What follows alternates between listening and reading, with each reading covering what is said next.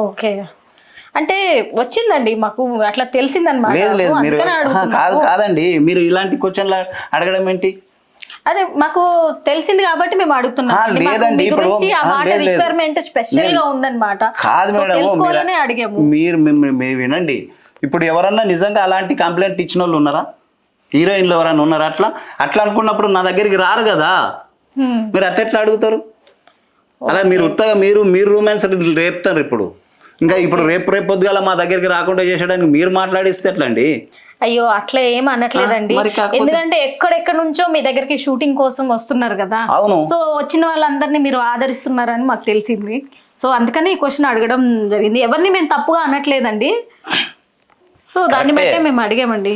కరెక్టే. కానీ ఇప్పుడు మా దగ్గర ఉన్న హీరోయిన్లకు, నా దగ్గరకు వచ్చే హీరోయిన్లకు మీరు ఎవరికన్నా ఫోన్ చేసి కనుక్కోండి. స్పెషల్లీ మీ పేరే వినిపిస్తుందండి బయట. మరి లేదండి, మీరు అట్లా అంటారు. కాదు, మీరు నిజంగా అట్లా ఎవరన్నారో ఎవరినో రుజువు చూపించండి.